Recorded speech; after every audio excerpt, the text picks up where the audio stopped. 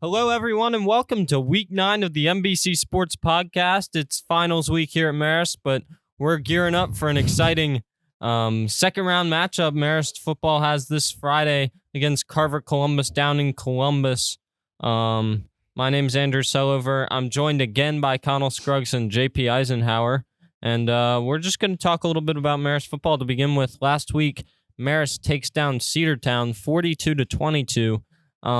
Mainly, I thought what won that game for Marist was an outstanding offensive performance, especially by Connor Shigelski, and then just turnovers. Cedartown was a little turnover prone in that game, and that's eventually what got Marist the big win. Yeah, Connor Shigelski had one of the best games of his season, about 20 carries for 180-plus yards. He just played good fundamental football. He ran the ball hard, as we'd seen all season. We just got the production we needed out of him. And 6 touchdowns. He played incredible in this game, really bouncing back after that really heartbreaking loss to BT and that really bad throw.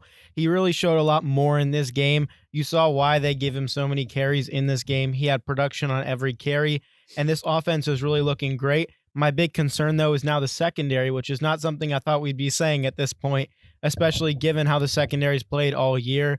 I think that their secondary's definitely got to fix some things, and I think last week, though, they were a mainly running team. I don't think our secondary was expecting them to come out and throw a lot. Not at all. And Jaden Johnson had a heck of a game. Best performance of his season this year, I think, especially throwing the ball. I mean, one thing, JP, about the secondary, they were injured. I mean, we had Josh Moore on 70% last week. Do you see that We Charlie Fleming play? had Charlie Fleming. He came off the field not as good as Cedric Washington. It was not a cramp. Cedric Washington, when he was coming around on a kick, he actually stepped directly on Charlie's ankle. It looked really, really bad when you watch it on film. Bad.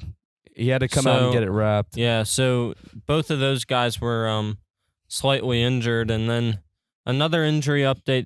Derek McDonald, I think, is expected to be back this week. Just defense. From the wrist injury, just defense likely this week. Defensive end, probably not back at the tight end position. So Hayden Malding will be in for a lot of the game again this week. He had a good game last week, a couple catches. So he did well to replace that production from McDonald. But the big key is McDonald is back on the defensive line, and that's a big key this week, is that defensive line needs to put a bunch of pressure on the Carver Columbus offense. Another thing I thought last week that was good was just spreading the ball around on offense. Definitely. Yeah, and I think last week you really saw a shift in mentality from Marist from last year to this year. It really turned towards more of an offensive team instead of last year, which really relied on their defense. It's not one player anymore either. Last year, Kyle Hamilton was our entire team. This year, you're seeing a lot more of a team effort and a lot more of a team driven, especially with that offensive line. And with Matthew Houghton back, adds another receiver to the outside. And you see he makes a lot of plays. He's pretty physical, so he can go up and get the ball too. So anytime you can get him involved is good too. And like you said, just spreading the ball around, getting a lot of people involved, it makes it difficult for the defense to key in on one guy. JP, what do you think is most important for Marist this week going up against Carver Columbus? Their defensive line getting on the bus and showing up. That's about it. This Carver Columbus offensive line is big and struggles with speed. Marist defensive line has a lot of speed, and I think they're going to have a big impact on this game, especially because it seems like the only offensive lineman on that team that knows the snap count is the center. You'll see them consistently not moving with the snap. You'll see them moving late. You'll see them already getting beat so they can't do anything, and you don't really know if they have good form or not, or if they are good or not, because they're not getting off the ball. They're not doing the one simplest part of the entire thing, which is just standing up out of your stance. Yeah, and the communication, too. It seems like at times the tackles have trouble picking up a guy. They seem sometimes just get beat and don't know who to block. They just kind of look lost. And I think the speed rush by the Marist defensive line is probably the best thing that can come out of the defense this week. Yeah, and JP, you mentioned that defensive line. The one thing they do have is size. Deontay Rozier, number 56, is over 300 pounds on the interior. There's some big guys. The interior, I believe he's right tackle. But, I mean, they're huge on both lines. They just don't perform well. I don't know. They're not executing. They're missing assignments. Their reactions are very bad on the offensive line. They need to sharpen up this week against that defensive line for Marist. But the one thing they do have is skill players galore. For sure. that wide receiver core is stacked for Carver Columbus. They got a bunch of athletes on this team, and they're led by number 13, Josiah Krettel. This guy has a ton of D1 offers. He's a senior wide receiver. He's tall, he's lanky, he can run fast, he can just beat you down the field. They'd like to take deep shots with him, but he had offers from the likes of Oregon, South Carolina, Tennessee. He visited Auburn, Alabama, and Georgia, did not get offers, but he's choosing to go to UCF next year. So he's got a bunch of talent, and all the other wide receivers. Number 9, DeQuavius Davis is another one to focus on. Yeah, and about Josias, you see that the quarterback Devin Riles, he tends to underthrow the deep ball a little bit, but he'll go up and bail him out because of his vertical and his ability to go up and get the ball, and which is so important because defensive backs in high school don't always have the best vertical or athleticism or ball sense. So if he can go up and bail his quarterback out a couple times, it leads to big plays, and you saw that especially a couple of times in the film. Yeah, Devin Riles is not an incredible passer. He's not going to beat you with his arm, which is why Kiari McCoy, number 6, is extremely important in the running back. He's a fast, explosive, physical guy. He has a lot of his yardage after contact. He ran for 279 yards and 2 touchdowns last week, which gives him 1,883 yards on the season. They want to feed him in this game, and they need to make sure that they don't get too far behind so they can continue to give him the ball. And you saw in one of the first drives in the tape, they totally ran the ball. They didn't pass the ball at all and were able to score. And also, another thing I'd add about Kiari, he's a very patient runner. You see him wait behind the line, just a second hesitation to find a hole. And I think that's a great skill in high school running backs. You don't see it all the time. Some of the times guys just try to pound the gap that they're told to run into. But he's actually extremely patient, especially on the inside zones. He runs the ball very well, and he's athletic too. He can hit top speed pretty quickly. Yeah, and moving to this defense, they have a lot of really great players in that front 7.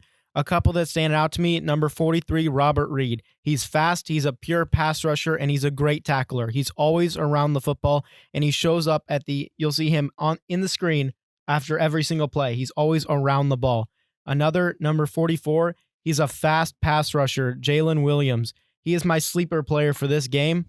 And also another sleeper player would be 95, Marquand Merriweather. He's a freshman. He's 6'1", 250 pounds, and he's really the one defensive lineman. He's the one lineman that shows up to play and has a great motor. Yeah, and as far as their whole defensive line, they're not that impressive. They can get to the quarterback sometimes.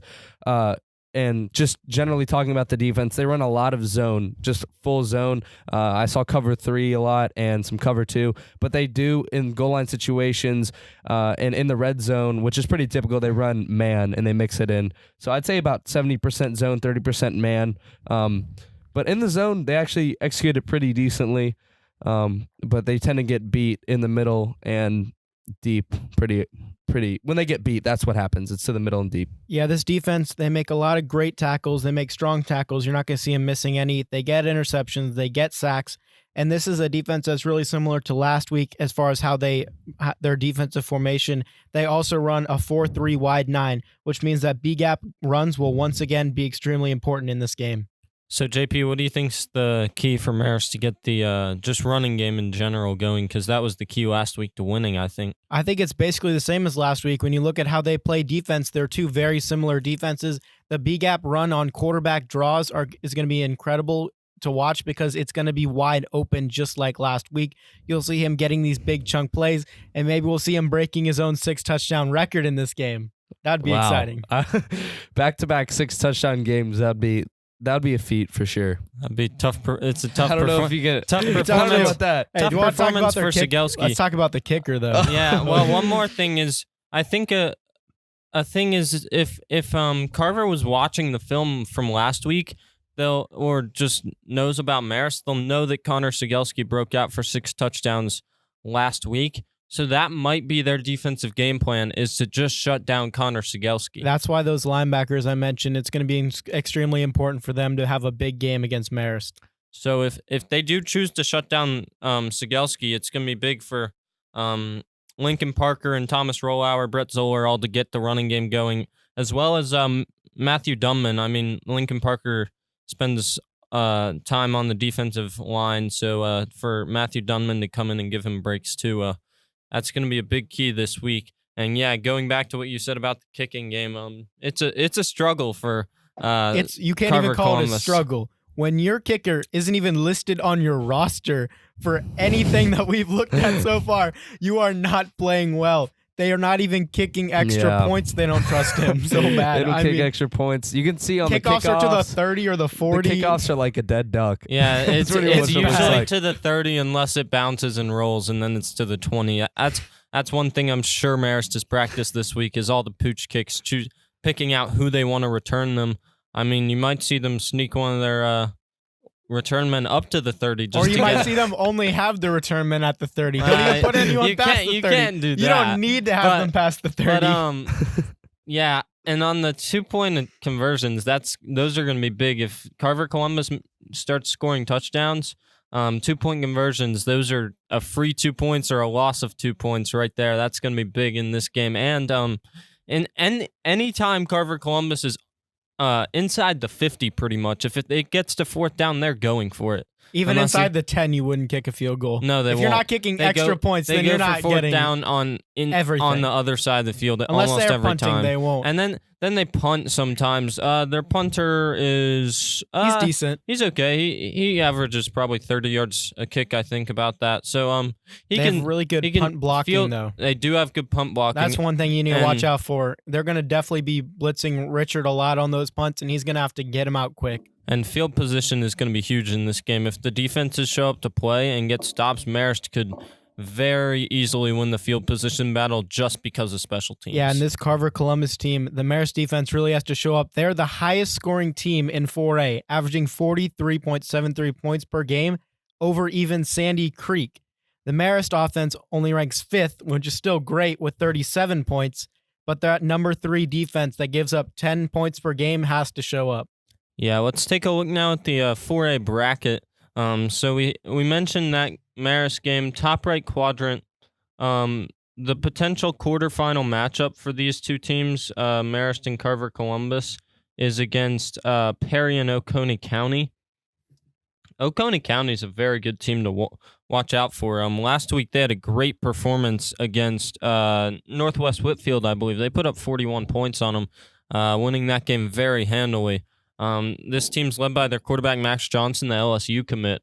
Very good offense down there in Athens. And if they can win this week and Marist wins, Marist will be traveling to Athens the day after Thanksgiving for a quarterfinal matchup. Down in the bottom right quadrant, a big thing to look for here is the 1 seeds are both out. Burke County got beat by America Sumter, I believe it was 13-6. And then Madison County pulls a big upset over Ridgeland, 27-20. We knew that the 1 seeds weren't good down there. We didn't know they were that bad. Yeah, and that America Sumter upset was in the bracket, according to Maxwell ratings. That was the biggest upset. They were a 20-point underdog against Burke County. They just beat them 13-6. That's a weird score to see. Yeah. Like not a lot of offense there by Burke County. And we said in bracketology that the winner of that Denmark-Sandy Creek game is almost guaranteed to go on to the semifinals, and right now it's looking like a smooth path through, smooth sailing for Sandy Creek. Easy wins, it should be, all the way to the semifinals, and that's big because they are a 2 seed. They play in the Cartersville region, so if Marist makes it to the semifinals, it'd be a coin flip that I don't think has happened yet to determine home field advantage, or if Carver Columbus or Oconee County were to make it, those teams would host. On the other side, the stack side of the bracket over there on the left, Baldwin and Blessed Trinity. Blessed Trinity, I believe, is favored by 20 in this game. I know Marist is favored by 16 by Maxwell ratings over Carver Columbus, and I'm pretty sure it's 20 for Blessed Trinity over Baldwin. Baldwin pulled a big upset over Cairo last week. That was not expected. We take a look up there for that bottom left quadrant semifinal matchup would be against the winner of West Lawrence and North Oconee. That's been said by a lot to be probably the best matchup in 4A this week. Both those teams are very good, and West Lawrence is a team everybody needs to watch out for because they are playing hot. Yeah, and the thing for North Oconee, though, is last week they played without their quarterback, Bubba Chandler. He has a shoulder injury. But their backup quarterback, ran for 192 yards and 3 touchdowns. So he kind of replaced the role pretty well. But that should be a factor in this game versus West Lawrence because I think that'll probably be the best team they face all season other than Oconee County possibly. Yeah, and West Lawrence is favored by 13 in that one. Blessed Trinity is favored by 25. Top left, 2 games that are not expected to be close. And it looks like we might get our matchup of Cartersville Woodward in the quarterfinals. That's going to be gotta exciting. be the best game. That's going to be a That's going to be great an game. awesome game to watch. But Woodward's favored by 31 over St. Pius. Rightly so, though. St. Pius has not played well most of the season. Wait, so we're saying that Pius is not going to upset them. That Woodward's going to be playing against Cartersville. I'll say that. But St. Pius looked they did look very good last week against Heritage Catoosa in a game that was expected to be close. They blew them out, and that's not easy to do when you have to travel 4 hours away to play a game. God, they got a ring goal. That's like basically Chattanooga, where that was last week. Woodward's offense is just so good. They were up. They were up 40-0 on Upson Lee at halftime, and then won 40-14. So they're so good. I don't think St. Pius can contain that offense. Yeah, I don't think that's happening. And their quarterback's going to UCF, right? Yes, Mike Wright. And then Cartersville Thompson. Thompson is pulled an expected win last week over Hardaway, but not expected to be close this week. I believe it's a 28-point favorite for Cartersville. So not too many thrilling matchups this week, but I would say watch that North Oconee West Lawrence matchup, and then if games play out like we expect, this quarterfinal matchups will be absolutely amazing. So now we're going to shift gears into picking a few of these games. Standings coming into this week, Connell is 39-19 regular games. Upset Pixies 2. Let's go. And 2 and Still 5. in first. 45 points. JP and I are tied for second with 42 points. He's made a comeback. JP's on the comeback. I don't even get an upset pick. 0-8. I don't even have an upset pick. JP in regular games is 42-16, but he's still 0-8. 0-8. But I mean, the fact that I'm 0-8, you have 9 more points than me from the upset picks, and I still was able to tie you. I'll take it. Upset pick plague is still prevalent expected here. Now that JP gets his upset pick right. It really is. It really is. Whoever I pick, they don't want me to pick them because they will lose. I'm 33-25, but 3-5 on upset picks. But let's pick a few of these high school games. First off, North Oconee West Lawrence, probably the game of the week in 4A. Connell, who do you like? I got West Lawrence in this one. Their quarterback is really good. AJ Mathis, he threw for 2,101 yards in the regular season. And that offense, they're a passing offense. They throw for about 220 yards per game passing and about 210 yards rushing. So actually, they're not just passing; they're about balance. I should have said, and that's just crazy offensive output. I don't know how you're stopping that. Yeah, West Lawrence. Yeah, I'm going to take West Lawrence as well. They have a really balanced offense, and they won their first time. They got to the 10-win mark for the first time since 1994, and I say they get to the 11-win mark this week. I say they beat North Oconee. Yeah, it's big stakes on the line for North Oconee, though. They've only been a program for 16 years, and they're trying to make it to the quarterfinals for the second year ever in their history. As you said, Bubba Chandler, the shoulder injury, not sure if he's going to play this week, but Adam Waynon just carried the team last week with almost 200 yards rushing and 3 touchdowns. I believe Chandler's going to be back this week, though, but I think West Lawrence, that offense is just too tough to stop. I think West Lawrence wins in a close one. Next one we're going to pick is Oconee County and Perry. That matchup is in the top right quadrant. That's the winner of that matchup faces the winner of Marist Carver Columbus. JP, who do you like in this one? I really like Oconee County in this one. I think they're just the better team, and really throughout the season they've been proving themselves with big wins. Jimmy Boswell has 1,020 yards rushing on the season, and they're just playing incredible, even on defense with Justin Coleman and Cam Lewis. They each had 7 tackles and a forced fumble last week. They're playing incredible football on both sides of the ball, and I think they're too complete of a team to lose to Perry this week. And I'll also go with Oconee County because this is the first time first time in 3 years that they've won a first-round game. Oconee County has. So they're building off that momentum, and this is the first time since 2001 they've had a 10-win season. So I think they're just hot right now, and they're building off that team morale. So I think they're going to continue it and beat Perry. So Oconee County in this one. You better believe both of these teams are very pumped up to be playing in this matchup. I mean, you mentioned the streaks that Oconee County has had failing in the playoffs, and then Perry hasn't been to the second round since 2007. So for one of these schools to make those quarterfinals would be a huge deal. I do like Oconee County, though. The final matchup we're going to pick for this week is Blessed Trinity versus Baldwin. Connell, who do you like in this one? Blessed Trinity by a blowout. Baldwin's under 500. They started the season off 0-5, but they did end on a high note, going 5-1 to finish the season. But Blessed Trinity, that's just a dominant team. I don't see how you could pick them against Baldwin. No explanation needed. Blessed Trinity. Yeah, I think I can't disagree with you on that. I think Blessed Trinity wins this one, not in close fashion, but be careful. There could be some upsets. It's high school football, and you never know what's going to happen. We're going to move on to college football now and talk about Week 12, I believe it is this week, or Week 11 in college football. Connell, who's your top 5 teams coming into this week? All right, starting at number 1, I'm going to go LSU. I don't think you really need that much of an explanation for that. Number 2, Ohio State. 3, I'm going to go Clemson. I think those top 3 are just pretty much locks on anyone's top 5. Maybe Ohio State, LSU if you're stretching a little bit.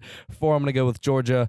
And then 5, Alabama. I agree with the committee on this week. I think it's a pretty fair ranking. And then one team to watch, Oregon. They're in that playoff contention. They need to finish out the year and win the Pac-12 though, if they're going to be considered. Yeah, I got the same top 5 as you do. I saw the same thing you did last week, especially with Tua Tagovailoa going down. I have Georgia and Alabama flip, so it's LSU 1, Ohio State 2, Clemson 3, Georgia 4, and Alabama at 5. And when you look at this, my team to watch is going to be Penn State. Penn State has a big game versus Ohio State this week. While I do not think they will win, if they do win, they have a chance to be able to get into that top 4 in the playoff conversation. It's a little bit of a stretch, but it's definitely doable with this Penn State team and how they've played all season. Especially because that's a rivalry game. Rivalry games change everything, but Ohio State's kind of had Penn State's number the past few years. Yes, they have, and I'm going to agree with both of you and the College Football Committee this week. Not oftentimes that happens, but I like the top 5 this week. And my team to watch out for is Utah. Utah lost one game to USC, who is now ranked. They lost by 7 points. But they've been blowing teams out. You mentioned Oregon, guys, but Utah's been blowing teams out that Oregon has struggled with. Utah beat UCLA by 45 points. They beat Cal 35-0. They beat Washington State 38-13, and Oregon had trouble with Washington State. And then they beat Arizona State 21-3. This is the one team in the Pac-12 with a good defense that can help them win ball games, I think. So I'd be careful of Utah. Don't rule them out. If they can win out, they got a chance to be in. Another team to talk about, especially coming off last week, is Alabama. Tua goes down. He's out for the season with that hip. Connell, what do you think about that one? You just hate to see it for him. And, he's going to, I would be surprised if he didn't go to the NFL draft, which I don't think he will. I think he's gonna opt for the draft. That's basically what I'm saying. So that's the last play he'll ever play at Alabama in his career. Man, what a career for Tua. Can we just say that?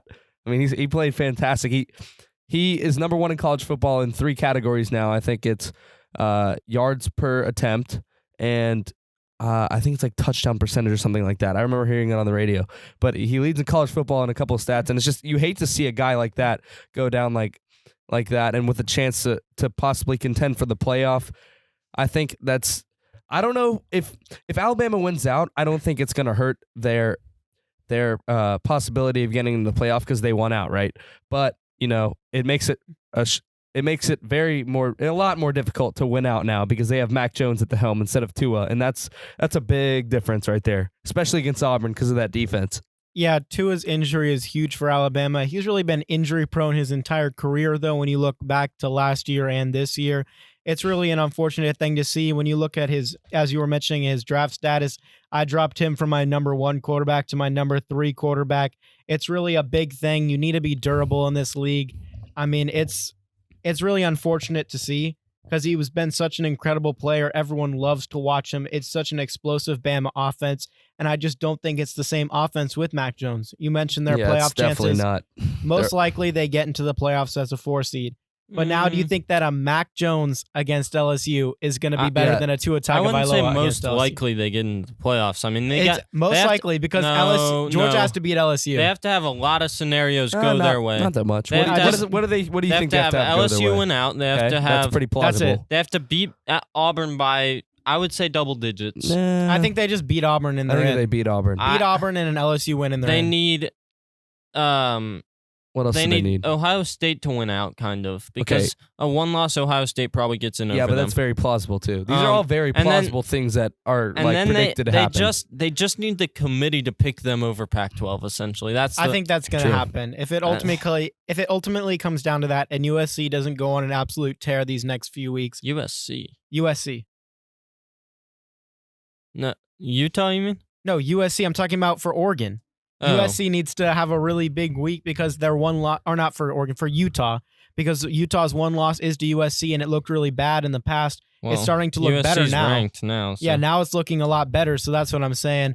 The USC needs to really show up these next few weeks to give Utah a real push in the playoff conversation. And let's go to if Alabama does make it into the playoff, right? If those things happen, they win out, which a lot of people say the Auburn game for Alabama, or said at least before that the Auburn game from Alabama was going to be easy, but it is not. You saw it against Georgia. That defense, that defense is good, especially against the run, which is going to be their main offense now that they have Mac Jones. It is their offense now. And I mean, as an Alabama fan, it hurts to say it, but Mac Jones, I mean, he's nowhere near Tua Tagovailoa. You don't even have to be an Alabama fan to say that. Yeah, he struggles on 10-yard passes. He's just not very accurate. He hasn't really developed that much in his 3 years at Alabama, which, I mean, now he's in the lead of the offense. And I think this does come up in a committee conversation. Do you put in a Utah that I think has a chance again? When you look at it, Tua. I think Alabama might need Oregon to win the Pac-12. I'm just saying that because then they have the ability to say Oregon lost to Auburn.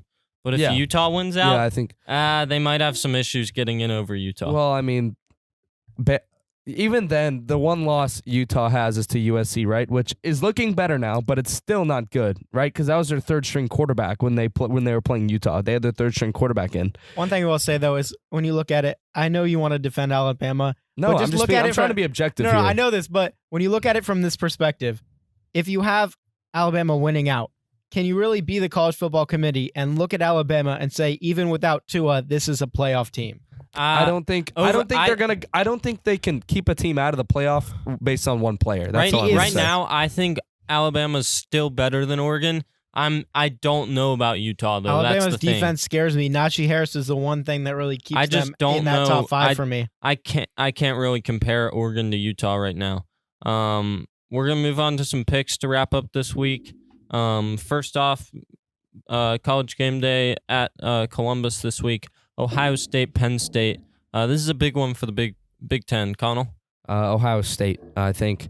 As I mentioned earlier, Ohio State's kind of had Penn State's number the past few years. They've been down early in the last couple games, but they've come back, led a comeback often in the fourth quarter. I don't even think they're going to need a comeback this game. I think they're going to be ahead. They haven't shown any signs of vulnerability this year. So I think Ohio State's going to win. Chase Young is back, and Ohio State is going to win, I believe, in this game. When you look at it, Chase Young's going to come back, and I think he has another multi-sack game. This offense cannot be stopped for Ohio State, and I think Ohio State cruises to a victory over Penn State. 18-point favorites is Ohio State. That seems like a lot to some people. I think they'll cover. I think they cover. I think Ohio State is so good on offense. It's not your typical Big Ten team where it's defense first and then let's put up some points to just barely win a game. This is a team that blows people out because they got defense and they have offense. They're probably the most balanced team in the whole country. I think they win by 21 this week at least. The next game we'll pick is Georgia, Texas A&M. This one is a big one for Georgia. Just they got to keep their playoff hopes alive going into the SEC championship. I think Georgia, just based on the way Alabama beat them. Georgia, obviously, they don't have quite as an electric offense as Alabama does, but they still have a great offense, especially their run game. I mean, DeAndre Swift, he's looked looks better than ever, and Jake Fromm is tightening it up. You always see that toward the end of the year. Fromm usually has about one maybe two bad games a year, right? That was the South Carolina game. Then that's out of his system. And then he goes back to Fromm, where he executes in big situations, makes big passes. So I think they're going to do the same thing against Texas A&M. They're going to win. Yeah, I trust this Georgia run game. I trust Jake Fromm, and I definitely trust this Georgia defense. This Georgia defense has played incredible all season, and I think that they win, and they win big against Texas A&M. I don't know about big. I mean, it's a 13.5-point spread. I think Texas A&M might make this one close. I know Alabama just cruised over Texas A&M, but this Texas A&M team isn't a team to look over. I mean, they beat South Carolina handily last week, so that was a big game for them. They're coming in on a 4-game winning streak after that Alabama game. I mean, they beat Mississippi State, Ole Miss, and then a big win over South Carolina. I wouldn't look over them. I think that they might cover it. It'll probably be a 10-point game, but I think Georgia wins again. And our final regular pick for this week is Texas-Baylor. I got Baylor. At the beginning of the season, if you told me you're going to pick Baylor over Texas, I would have been like, shoot, that's crazy. I don't think, but based on the way Baylor played against Oklahoma, even though they lost, this team's legit. I didn't think Baylor was legit at all. I think at the beginning of the season, at least, or coming into that game, and they proved it to me. I think they can definitely hang with the big players. And Texas has fallen off. They just don't look as good as many people thought they were going to be. So it's a turn of the tide. Baylor's beating Texas. I still don't think Baylor's good. I don't think anybody in the Big 12 is that good. I think Texas wins this week. Ooh. I think Baylor... I mean, Oklahoma just played horrible to start that game. I wouldn't say it was all Baylor playing well. I would say it was Oklahoma playing poorly. I think Oklahoma could compete on a national level. I don't think the same about Baylor. I think Baylor would get blown out against most of those top 10 teams in the country. Yeah, but we're talking about Big 12 matchup here. I know. Big 12's down. I still think Texas is... I mean, they haven't played well in all their games. They've had close games, but I think against the big teams, Texas comes out and plays well. I think they win this week. I'm going to have to disagree with you, Cello. I'm going to go with Connell and take Baylor. When you look at it, Baylor dominated that first quarter. I mean, it was not even close. Against a really good Oklahoma offense, they really shut them down, and Oklahoma's defense is not great, but Baylor was putting up points. Charlie Brewer's played incredible, and I don't trust this Texas defense to be able to stop Baylor enough for Baylor not to win this game. I'm taking Baylor. JP, 0-9 or 0-8 coming in the week on upset picks. Who are you taking this week? I am taking Temple. They have won the last 4 games they've had versus Cincinnati. They're in a must-win in order to get into this division. And Temple defensive end Quincy Roach, he's the AAC Football Defensive Player of the Week. When you look at how he's performed the past 2 games, 18 tackles, 9 of them for loss, and 6.5 sacks. And that's just in 2 games. This is a really strong Temple defense. And when you look at Desmond Ryder, he's really coming along. Desmond Ryder for Cincinnati, he's come along a lot better. But when you look at it, last week, 14 of 33 with an interception. He's not looking great. And when you look at the running back, Ramon Davis for Temple, he's played incredible all season with 724 yards on 148 attempts. He's averaging 5 yards a carry. And don't forget, Temple has that signature win over Memphis. I think they beat the ranked Cincinnati.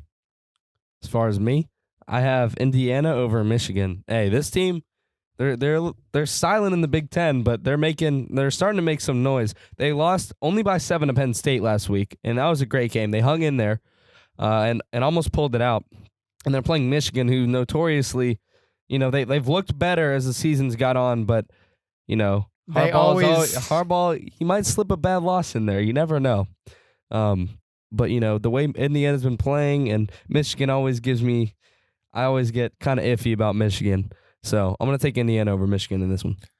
My upset pick for the week, I thought about 2 games. I thought about Colorado taking down Washington because I don't like the way Washington's been playing. Eason has really underperformed this year, and they've struggled against bad teams. But I decided to switch it to Illinois over Iowa. I really like the way Illinois is playing this year. They are playing some of the best football they've ever played in that program's history. Their coach is doing a great job up there in Champaign. And Iowa, they come off that big win. We saw what Minnesota did coming off that big win over Penn State. It's just something about the Big Ten. You win a big game one week, you come back, and it's hard to do it again the next week. I don't think Iowa can put up the same performance as a week ago, and I think Illinois wins in that one. That'll pretty much do it for this week on the podcast. Thank you all for tuning in again. And as we said at the beginning, Marist, Carver, Columbus, Friday, 7:30 down in Columbus. I know a lot of Marist people can't make it down there. It's a long drive, but MBC will be there to bring you all of the coverage. So be sure to tune in to the NFHS network at 7:10 for the MBC pregame show. And then Mr. Etheridge and Mr. Novak will be back on the call 7:30 time. And it's going to be a good one, second round of the playoffs. So be sure to tune in on the NFHS network. Thanks, everybody, and have a great Thanksgiving break.